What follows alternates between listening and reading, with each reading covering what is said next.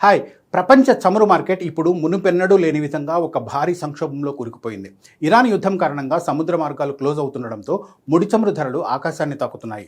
ఈ మంటను చల్లార్చేందుకు అమెరికా అధ్యక్షుడు డొనాల్డ్ ట్రంప్ తన వ్యూహాత్మక చమురు నిల్వలను రికార్డు స్థాయిలో మార్కెట్లోకి విడుదల చేస్తున్నట్లు ప్రకటించారు. కానీ ట్రంప్ సర్కార్ తీసుకున్న ఈ నిర్ణయం మార్కెట్పై ఏమాత్రం ప్రభావం చూపలేదు. సరికదా, ఇరాక్ తీరంలో ఆయిల్ ట్యాంకర్లపై జరిగిన తాజా దాడుల వార్తతో ధరలు ఒక్కరోజే 6% కంటే ఎక్కువగా ఎగబాకాయి. గ్లోబల్ ఆయిల్ మార్కెట్లో తాజా అలజడికి ప్రధాన కేంద్రం ఇరాక్.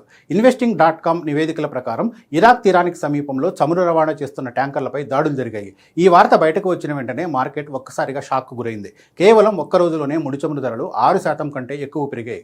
బ్రెంట్ క్రూడ్ ధరలు ఏకంగా $100 మార్కును దాటి $110 దిశగా దూసుకెళ్తున్నాయి. ఇరాక్ తన ప్రధాన ఆయిల్ టెర్మినల్స్ వద్ద కార్యకలాపాలను నిలిపేయడంతో ప్రపంచ దేశాలకు అందాల్సిన సరఫరాలో భారీ కోత పడింది. యుద్ధం కారణంగా ఇప్పటికే సగం దేశాలు ఆందోళనలో ఉంటే ఈ దాడులు మంటకు ఆజ్యం పోశాయి. మరోవైపు అమెరికా అధ్యక్షుడు డొనాల్డ్ ట్రంప్ ఈ ధరలను తగ్గించేందుకు తన దగ్గర ఉన్న చివరి అస్త్రాన్ని ప్రయోగించారు. దాదాపు 172 మిలియన్ బ్యారెళ్ల చమురును వ్యూహాత్మక నిల్వల నుంచి విడుదల చేయాలని ఆయన ఆదేశించారు. ఇంటర్నేషనల్ ఎనర్జీ ఏజెన్సీ IEAతో కలిసి మొత్తం 400 మిలియన్ బ్యారెళ్లను మార్కెట్లోకి వదలడం ద్వారా ధరలను కట్టడి చేయవచ్చని ట్రంప్ భావించారు. అయితే ఇక్కడే అసలైన లెక్క ఉంది. అమెరికా రోజుకు 1.2 మిలియన్ బ్యారెళ్ల చొప్పున విడుదల చేస్తున్న మార్కెట్లో ఉన్న లోటు అంతకంటే రెట్టింపు ఉంది.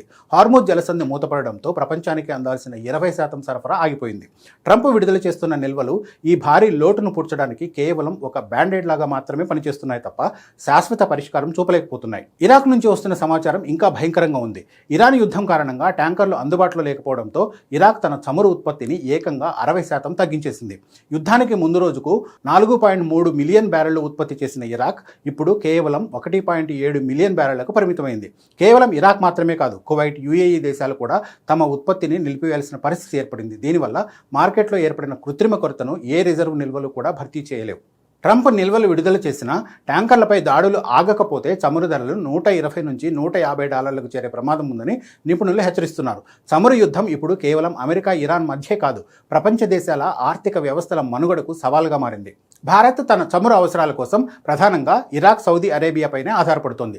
అంతర్జాతీయ మార్కెట్లో ప్రతి 10% ధర పెరిగితే భారత్ కరెంట్ అకౌంట్ డెఫిసిట్ 0.4% పెరుగుతుంది. అంటే మన దేశంలో ద్రవ్యోల్బణం పెరిగి నిత్యావసర ధరలు భారంగా మారతాయి.